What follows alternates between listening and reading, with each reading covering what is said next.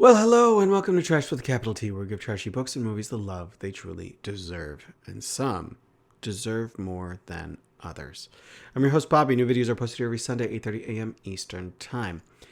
If you see anything you like during this video, give me a like. Makes me feel good, helps the channel. And if you want to see more of my content, subscribe. You could always use more subscribers. Okay, so today we are talking about Return to Silent Hill. Why? Because I was surprised by this movie.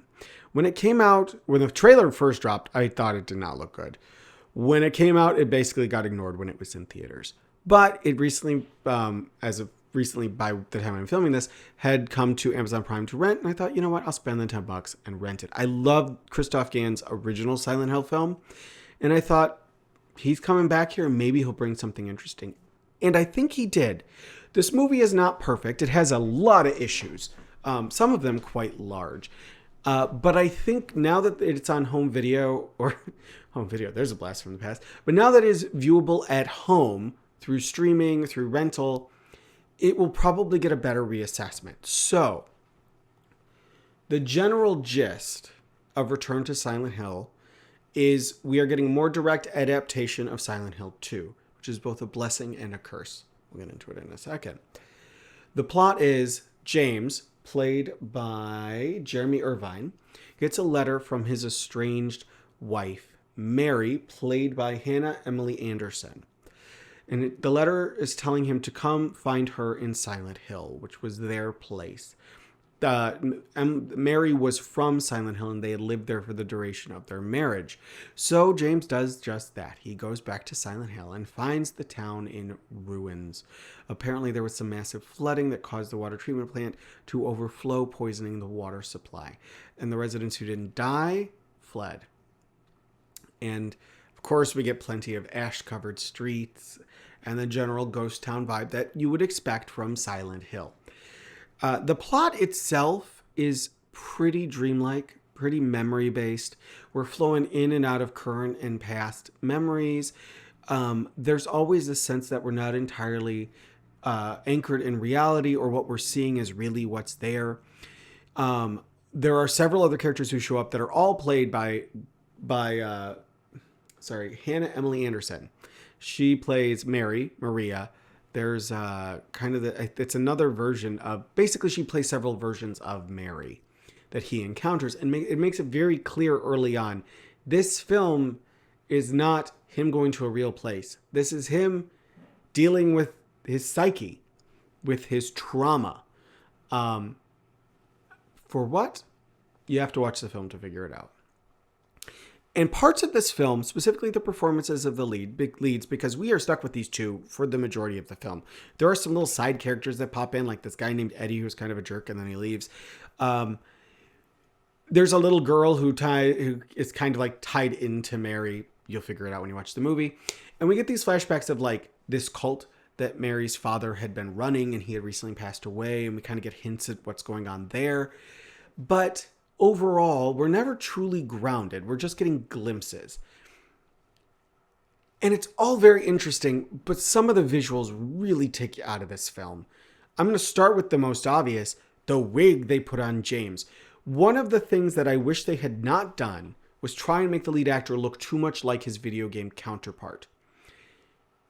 The wig is terrible. It's distractingly bad.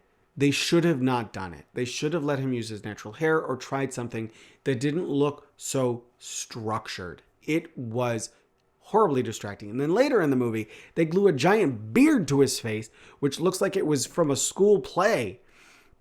It was not easy to watch. And it was probably worse when you were watching it on the big screen and having it blown up in front of you. I think that's one of the reasons this works better in a home viewing, because the screen is smaller and you can kind of push past some of that stuff, which is eventually what I did. And there's some visual effects that happen in the film that do not work, specifically green screen effects where people are like standing in front of stuff and it's very obvious there's just a green screen behind them. The budget of this film was much lower than the other ones, and it is evident. Now, not all of the effects are bad. There are moments of actual beauty in this film. Christoph Gans does have an amazing eye, and it's clear that he saved his money for a few specific sequences to really make them kick off. And that happens more towards the end of the film. But because they wanted to make this feel like a Silent Hill film, and they added in all of these creatures and Pyramid Head, although Pyramid Head actually is tied into the plot, and I think it works. But they add in like the nurses. I know, the nurse is like the symbol of Silent Hill. The like messed up facial features, the white outfit. They at least depornified them from Revelations, so they're not all like tits out. But you have a scene with the nurses where they're trying to move through the hallways and the nurses are like chasing after them. But you don't even get like the moment where they're like trying to keep quiet, because one of the nurses is banging a drum or a tin or something so that all the nurses are like moving in this rhythm. And it feels tacked on. There are other monsters that show up in the film that do work, that really tie into the story and the psychological damage of the characters, and that stuff works. The other issue is this film is backloaded. So the first half of this film is a slog. There is too much padding. There's too much of James just wandering through the town, wandering through locations, wandering down a hall, wandering through a maze, and you're not given enough to make this stuff worthwhile. You get glimpses of their relationship at this point, but you don't get anything substantial. You just kind of get like, oh, they were happy. That's fine, but give me meat if you're going to also pad by having characters walk down halls, which is really a common horror padding trope in a movie that needs to fill time but doesn't have the budget to really do too much crazy stuff. And that felt like padding. Once you get into the second half of the film, so that's really when the character of Maria shows up, then things start getting interesting. And we start to really get inside James's head as he's starting to have revelations about what actually occurred before he originally left Silent Hill. The performances here are what make the film work, because they don't have much to do in the beginning. But once we get to that point, Jeremy Irvine has to really dive in and get into James's brain, and he does a wonderful job. That is when I stopped noticing the wig. I stopped noticing the weird beard when it showed up. I was able to really focus on him as a character. And I actually think Hannah Emily Anderson does a great job with making her characters feel different. Mary and Maria are two different characters. There's a third character that she plays that is this kind of like mousy. She kind of has like the dark hair over her eyes. Looks like she brings three very interesting characters to life, and she makes them very distinct. She has a lot of heavy lifting to do, and she doesn't always get the best material to do it. But having said that, I think she was great. I can't complain about the performances in this film. The ending of the film actually didn't get me choked up, but emotionally I felt the weight of what was going on, what I was seeing. And the visuals were kind of artsy and weird, and I loved it. There's some wonderful scenes involving like swarms of moths swirling around the characters. There is a creature that is tied to Mary. There are actually a couple that really are. One of them is both like horrific but kind of beautiful, and especially the way it's shot. One of them is truly just horrific, and once you realize the implications of what that creature means, it gets even worse and more horrifying. The few flashback scenes with the cult are quite effective. So there's a lot of good here. I think it could have been better, and it could have been better without extra money. It really just needed that first half to be tightened. But I will say this, give it a shot. Go in with realistic expectations. This was a movie that should have gone straight to streaming. It shouldn't have even had a theatrical release, at least in the States. It should have gone straight to streaming, and I think it would have been better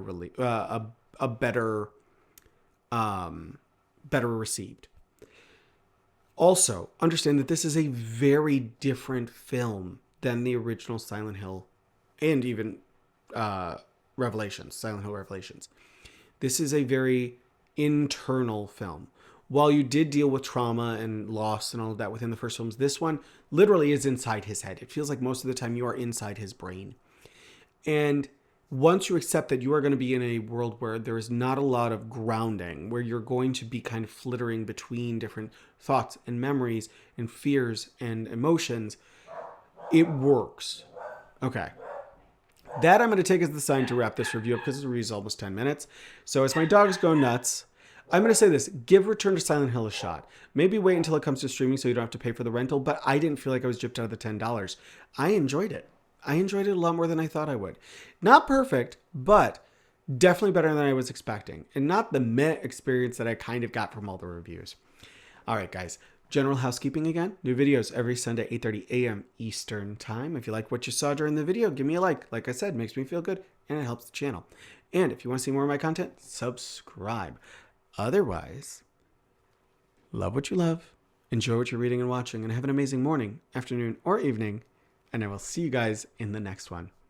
Bye, guys.